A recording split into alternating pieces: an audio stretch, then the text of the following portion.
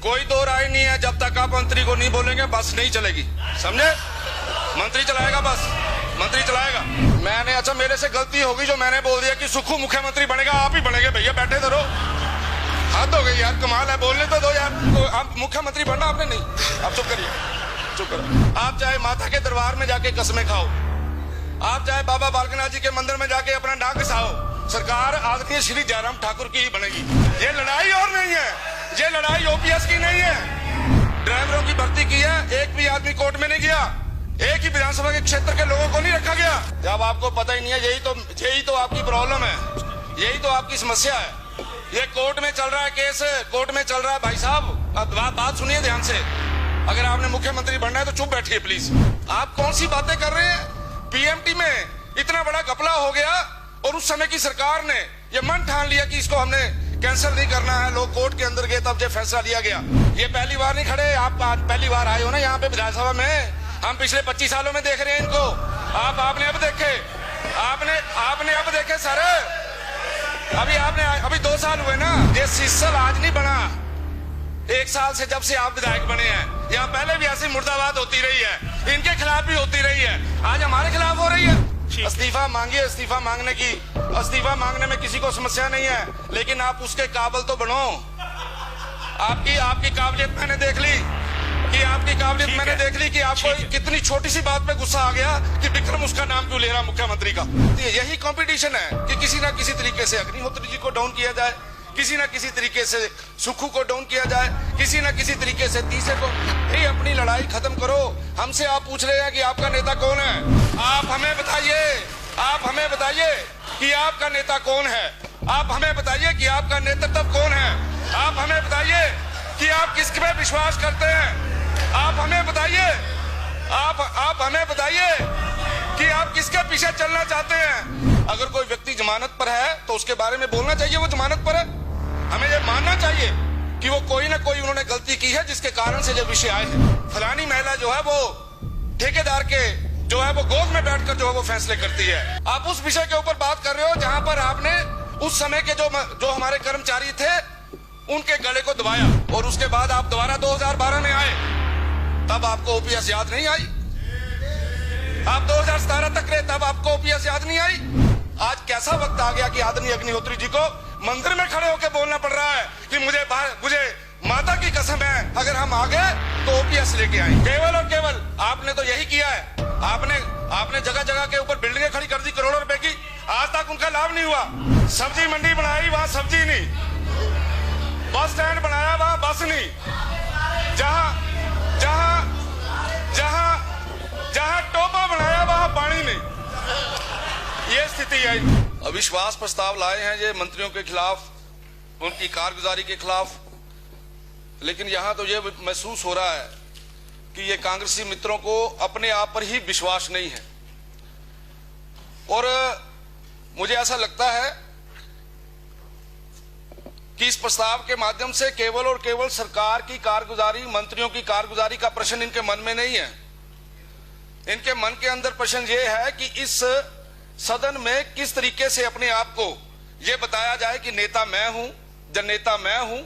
हर किसी का ये कंपटीशन लगा हुआ है बड़ी बुरी तरह से। अभी 5 मिनट पहले देखा आपने आदरणीय सुखू जी, यानी पिछले कई दिनों से जब भी जहां लगती है यही कंपटीशन है कि किसी ना किसी तरीके से अग्निहोत्री जी को डाउन किया जाए, किसी ना किसी तरीके से सुखू को डाउन किया जाए, किसी ना किसी तरीके से तीसरे को। भाई अपनी लड़ाई खत्म करो। हमसे आप पूछ रहे हैं कि आपका नेता कौन है।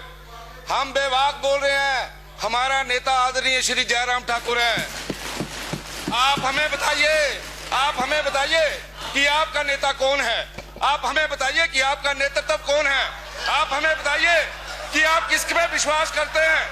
आप हमें बताइए कि आप किसके पीछे चलना चाहते हैं। सच्चाई जो है वो बड़ी कड़वी होती है। आपने आदरणीय पठानिया जी ने एक छोटी सी बात कह दी और उसके ऊपर आपने उसको महिला के साथ जोड़ दिया, आपने दूसरी बात के साथ जोड़ दिया। क्या आप ये नहीं मानते अगर कोई व्यक्ति जमानत पर है तो उसके बारे में बोलना चाहिए वो जमानत पर है। हमें ये मानना चाहिए कि वो कोई ना कोई उन्होंने गलती की है जिसके कारण से जो विषय आए हैं। और केवल उनकी बात नहीं है, इस सदन के अंदर बहुत से ऐसे लोग हैं जो जमानत पर हैं। उनके ऊपर केसेस लगे हुए हैं। ठीक है, फैसला आएगा तो देखेंगे। लेकिन आज यहाँ भ्रष्टाचार की बात होती है, आज जहां महिलाओं के सम्मान की बात होती है। वो दिन भूल गए जिस दिन आपके एक माननीय सदस्य बोल रहे हैं कि फलानी महिला जो है वो ठेकेदार के जो है वो गोद में बैठकर जो है वो फैसले करती है। भूलना नहीं चाहिए। इसलिए जिस समय आप दूसरे के ऊपर उंगली उठाते हो उस समय यह ध्यान रखें कि आपने क्या कहा, आपने क्या किया। भ्रष्टाचार की बात आप हमें सिखा रहे हो। आप, मेरे को अच्छा लगता यहां पर आप बोल रहे थे मंत्रियों की कारगुजारी, उनके विभाग के ऊपर बात करिए ना। मंत्रियों की कारगुजारी और विभाग के ऊपर तो कोई बात नहीं कर रहे आप बात कर रहे हो। वो आदरणीय अग्निहोत्री जी ने जाते जाते बात कही, आप उस विषय के ऊपर बात कर रहे हो जिस विषय को आपने बंद किया। आप उस विषय के ऊपर बात कर रहे हो जहां पर आपने उस समय के जो हमारे कर्मचारी थे उनके गले को दबाया, और उसके बाद आप दोबारा 2012 में आए, तब आपको ओपीएस याद नहीं आई। आप 2017 तक रहे, तब आपको ओपीएस याद नहीं आई। आज कैसा वक्त आ गया कि आदरणीय अग्निहोत्री जी को मंदिर में खड़े होकर बोलना पड़ रहा है कि मुझे माता की कसम है अगर हम आ गए तो ओपीएस लेके आएंगे।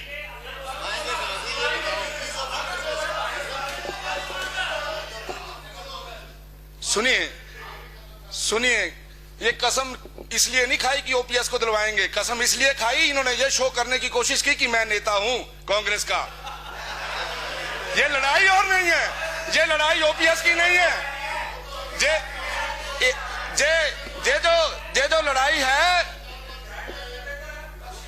जो लड़ाई है ये ओपीएस की लड़ाई नहीं है, ये लड़ाई भ्रष्टाचार की नहीं है। आपके मन में जो लड़ाई है उसके बारे में बात करिए, यहाँ पे काबिलियत की बात करिए। और मेरे को बड़ी तकलीफ होती है जिस समय मैं आपके मुख से ऐसी बातें सुनता हूं, भ्रष्टाचार।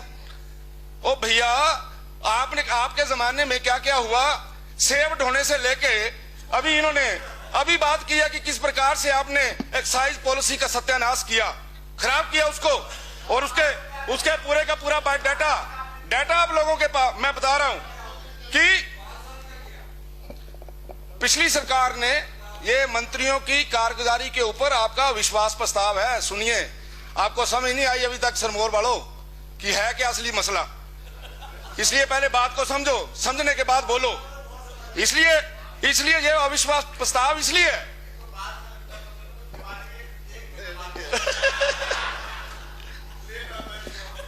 आपको तो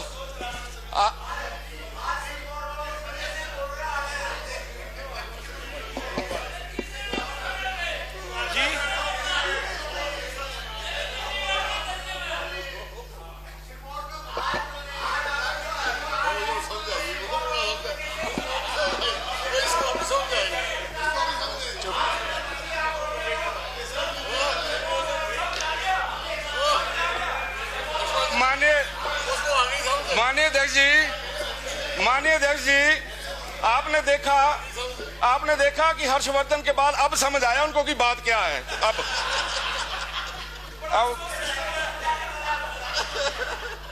यहाँ पे बोला गया, हाँ, यहाँ पे बोला गया अच्छा होता कि अगर आप ये बात करते कि आदरणीय श्री जयराम ठाकुर की सरकार एक ऐसी सरकार की अगर वहां पे किसी प्रकार का भर्ती के अंदर कोई गड़बड़ हुई तो एकदम जो डिसीजन लिया गया कि भर्ती को रद्द किया जाए। आप कौन सी बातें कर रहे हैं?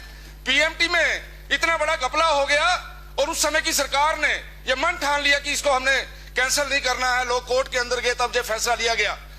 आप वो बातें कर रहे हैं जो काम आप लोगों ने किए। और साफ सुथरी सरकार, हाँ जी, ये तो भर्तियों वाली सरकार है पिछले दरवाजे से। भाई आप भूल गए आपकी सरकार के समय में ही चिट्टों पे भर्तियां हुई। आपके जमाने में ही एक ही विधानसभा क्षेत्र के सारे लोग जो बड़े इंटेलिजेंट थे कंडक्टर रख लिए गए। आपके जमाने में ही ये आपके जमाने में हमने ऐसा काम नहीं किया। रिकॉर्ड निकाल के दिखा लो, देख लो, हमने ड्राइवरों की भर्ती की है, एक भी आदमी कोर्ट में नहीं गया, एक ही विधानसभा के क्षेत्र के लोगों को नहीं रखा गया। वहां पर यह नहीं हुआ कि केवल माननीय मुख्यमंत्री जी के इलाके के लोग रखे जाएं या किसी मंत्री के इलाके के रखे जाएं। पारदर्शिता के साथ काम हुआ है। लेकिन आप लोगों ने तो कलेक्टरों की भर्ती में भी डिपार्टमेंट कलेक्टरों की भर्ती कर रहा है। और मुझे ये बताते हुए बड़ा हर्ष हो रहा है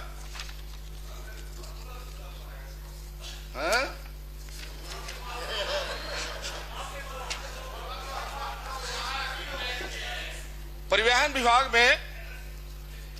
विभाग में 2016-17 में, आदरणीय अध्यक्ष जी, 2016-17 में स्पोर्ट्स कोटे की रिक्रूटमेंट हुई, बहुत बड़ा घपला हुआ, जिसमें शिमला डिवीजन, जब आपको पता ही नहीं है, यही तो आपकी प्रॉब्लम है, यही तो आपकी समस्या है। ये कोर्ट में चल रहा है केस, कोर्ट में चल रहा है भाई साहब। अब बात सुनिए ध्यान से, अगर आपने मुख्यमंत्री बनना है तो चुप बैठिए please. Shimla division, Dharamshala division, Mandi division, Hamirpur division, इन चारों डिवीजनों के चार ऑफिसर्स, आज वो केस कोर्ट में चल रहा है।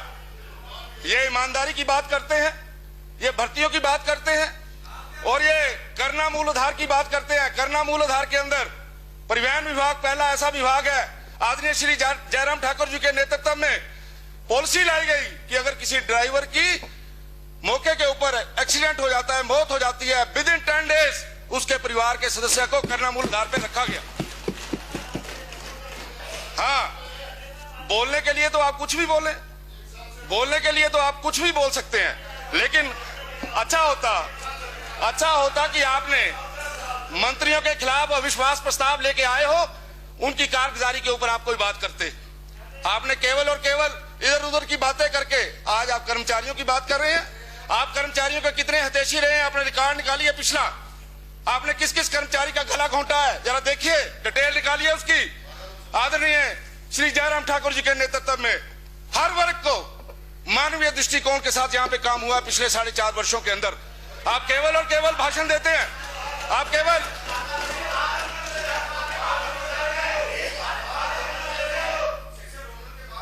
हाँ, ये पहली बार नहीं खड़े, आप आज पहली बार आए हो ना यहाँ पे विधानसभा में।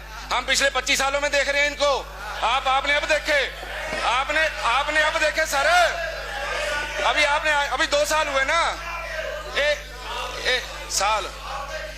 आदरणीय भवानी जी, ये सीसल आज नहीं बना, 1 साल से जब से आप विधायक बने हैं, यहाँ पहले भी ऐसी मुर्दाबाद होती रही है, इनके खिलाफ भी होती रही है, आज हमारे खिलाफ हो रही है, कोई बात नहीं है। लेकिन एक बात याद रखना अग्निहोत्री जी, आप चाहे माता के दरबार में जाके कसमें खाओ, आप चाहे बाबा बालकनाथ जी के मंदिर में जाके अपना नाक घिसाओ, सरकार आदरणीय श्री जयराम ठाकुर की ही बनेगी।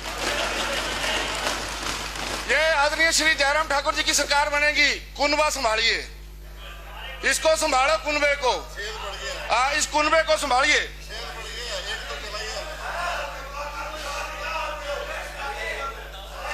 और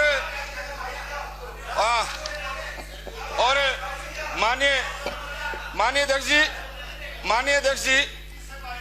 भाई बात सुनिए माननीय अध्यक्ष जी, 2 मिनट यार भाई साहब, सॉरी यार बोल दिया मैंने आपको। ऐसा है कि सरकार में मंत्रियों के खिलाफ अविश्वास, ये मोशन आपने मूव किया है, तो मंत्रियों को तो उत्तर देना है ना, मंत्रियों को तो बोलना है जो आपने कहा है। श्री विक्रम जी अविश्वास प्रकट किया ना, तो बोलने दो। इंडस्ट्री मिनिस्टर के नाते आदरणीय श्री मुकेश अग्निहोत्री जी ने 5 साल मंत्री रहे हैं। अच्छा होता ये बताते कि मैंने क्या किया और आपने क्या किया, मैंने क्या गलती की, आपने क्या गलती की। अच्छा होता, क्योंकि मंत्रियों के खिलाफ जो अविश्वास प्रस्ताव है। लेकिन मुझे बताते हुए, ये मैं देख रहा था 2013 से 2017, बता रहा हूं, जरा सब्र करो ना। आपने मुख्यमंत्री बनना या नहीं बनना, चुप करो जरा। 2013 से 2017 तक 46 FIR लॉज करवाई इन्होंने, जो ये आप इसकी माइनिंग माफिया की बात करते हैं। और 2018 से 2022 तक हमने 154 FIR दर्ज कराई हैं और 31,900 लोगों के चालान किए हैं।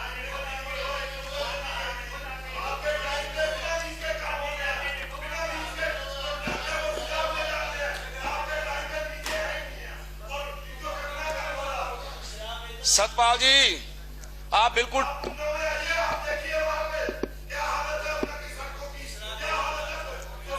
आप इनको मौका मिलेगा तो बोले जो बोलना है, बोले ना उन्ना के ऊपर। आप उन्ना के ऊपर बात कर रहे हो। आप लोगों को तो शर्म आनी चाहिए कि आप लोगों ने अपने अधिकार के लिए लड़ाई तक नहीं लड़ी। जिस समय आदरणीय श्री मुकेश अग्निहोत्री जी आपके इंडस्ट्री मिनिस्टर थे, मैं याद करवाना चाहता हूं, जिस समय इंडस्ट्री मिनिस्टर थे उस समय मैं 2-3-4 आपको उसकी केवल उदाहरण दूंगा, ज्यादा लंबा चौड़ी बात नहीं रखूंगा। कि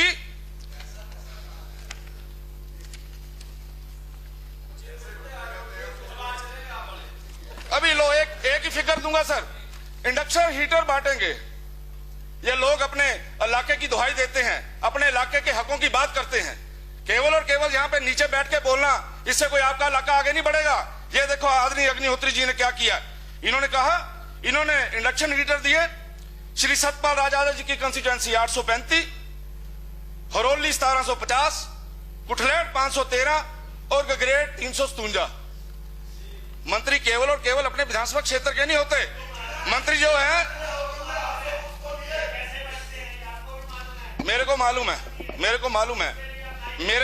मेरे जमाने में लेबर इंस्पेक्टर केवल और केवल एक विधानसभा क्षेत्र की रजिस्ट्रेशन नहीं करता।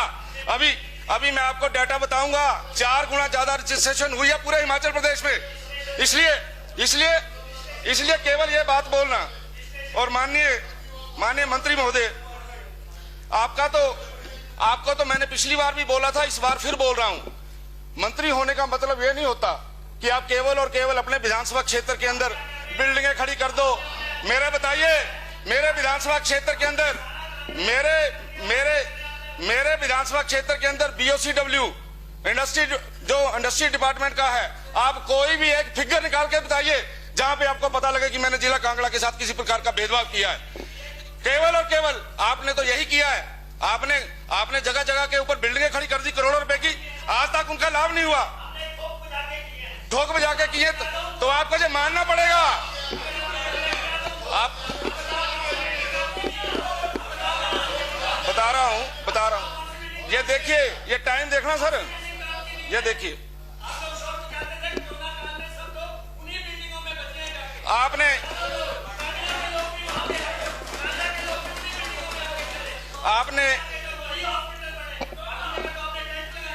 आपने जिस समय आपने कोरोना के लिए आपने जो बिल्डिंग बनाई 5 साल पहले, और आपके दिमाग में ये बात आई कि कोरोना आएगा और उस बिल्डिंग में रहना है।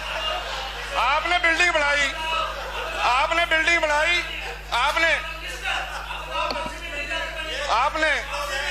मैंने बोलने दो ना, बोलने दो।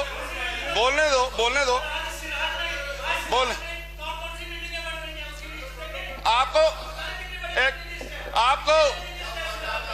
सर बताइए।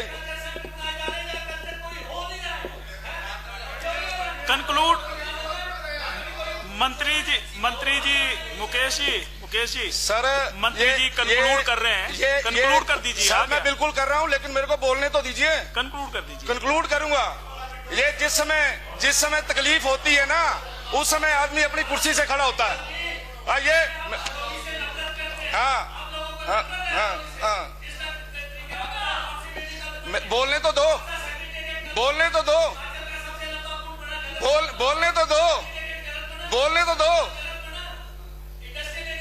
मैं इंडस्ट्रियल एरिया में भी आपने क्या गुल खराए हैं सबको पता है। पंडोगा माननीय अध्यक्ष महोदय, माननीय सदस्य, अब कंक्लूड कर। बिल्कुल कंक्लूड करूंगा, बोलने दीजिए सर। आपने एक बिल्डिंग 10 करोड़ रुपए में बनाई कि वहां पर जो हमारा मजदूर है वो रहेगा, उसके लिए व्यवस्था खड़ी की। बड़ी अच्छी बात है, होना चाहिए। आप मुझे बताइए, उस हॉस्टल में कभी कोई मजदूर गया? आपने, अब आप सुनिए, अब आप सुन तो लो, आप सुनो तो लो, अब सुन तो लो।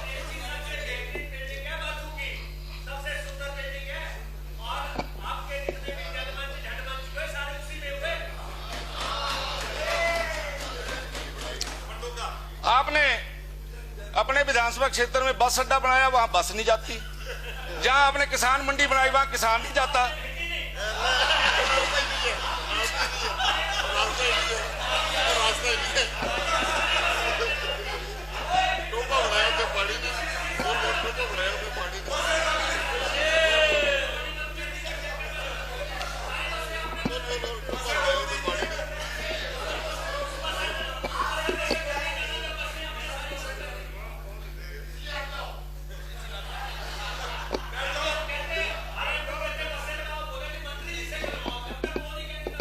कोई दो राय नहीं है, जब तक आप मंत्री को नहीं बोलेंगे बस नहीं चलेगी, समझे?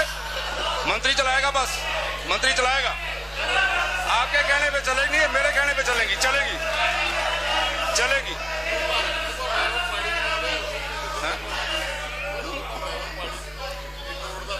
सर सब्जी मंडी बनाई, वहां सब्जी नहीं, बस स्टैंड बनाया, वहां बस नहीं, जहां जहां जहां जहां टोपा बनाया वहां पानी नहीं।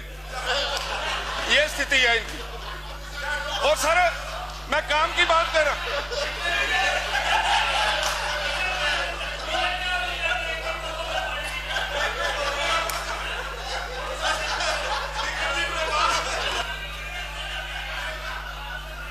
बैठिए।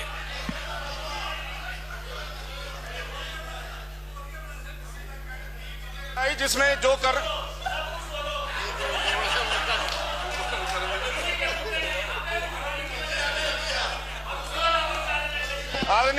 आदरणीय स्पीकर महोदय, अब विभाग की बात करते हैं, नाराज हो जाते हैं, पता नहीं मेरे कितने अच्छे मित्र हैं, हर समय अच्छी बातें करते हैं। मैं थोड़ी सी अच्छी, क्या आप मुख्यमंत्री बनना आपने? नहीं, आप चुप करिए, चुप करो। ये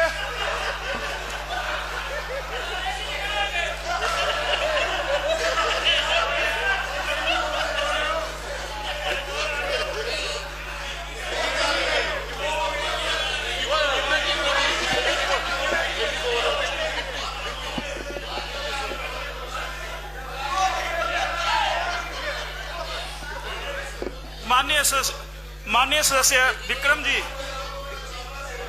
माननीय सदस्य विक्रम जी, माननीय अध्यक्ष जी, अब कंक्लूड कर। मैं माननीय अध्यक्ष जी, अभी आ गया इस तरफ से छोटे भाई नेकी खड़े हो गए, इनको उप मुख्यमंत्री बनाएंगे, पीछे चलना है, कोई बात नहीं। ये इंडस्ट्री विभाग का एक लेखा जोखा छोटा सा बताना चाहता हूँ। इंडस्ट्री मिनिस्टर है हमारे भाई, और उस जमाने में पूरे 5 सालों के अंदर, पूरे 5 वर्षों के अंदर एक बार इन्होंने ये अटेम्प्ट की कि यहां पर किसी न किसी तरीके से इन्वेस्टर आए। और मुझे ये बताते हुए दुख हो रहा है कि हमने 60-70 लाख रुपया उस समय खर्चा भी किया, लेकिन एक भी इन्वेस्टर यहां नहीं आया, किसी भी प्रकार की कोई मीट नहीं हुई। और हमारे जमाने में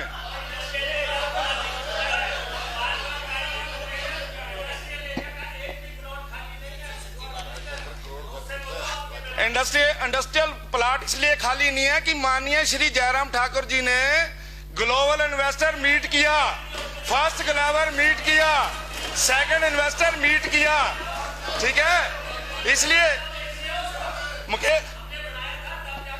मुकेश अग्निहोत्री जी ने कितने अच्छे थे इनके समय में। हमारी रैंकिंग क्या थी ईज ऑफ डूइंग बिजनेस की? 17 नंबर पे। आज आदरणीय श्री जयराम ठाकुर जी के नेतृत्व में 7वें नंबर पे। लोग हिमाचल प्रदेश में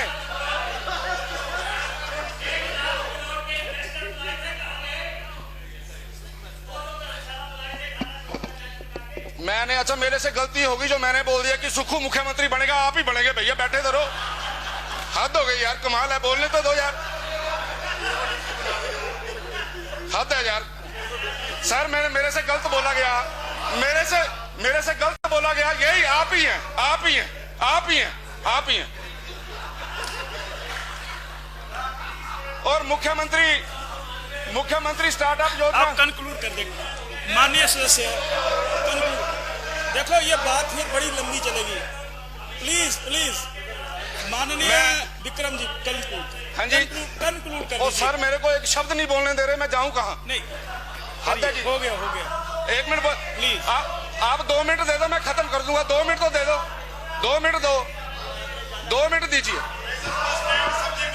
और उसके बाद माननीय अध्यक्ष जी, 1 मिनट में नहीं, मैं कह रहा हूं कि आप तो बैठ गए, कंक्लूड कर।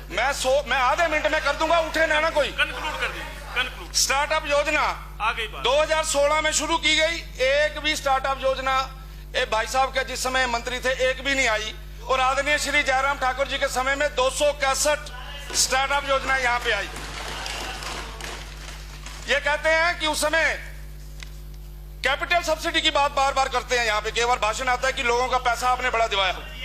390 यूनिट्स के ऊपर केवल 62 करोड़ रुपया इन्होंने कैपिटल सब्सिडी दी। हमने 381 यूनिट्स के ऊपर 321 करोड़ रुपया जो है वो कैपिटल सब्सिडी दी।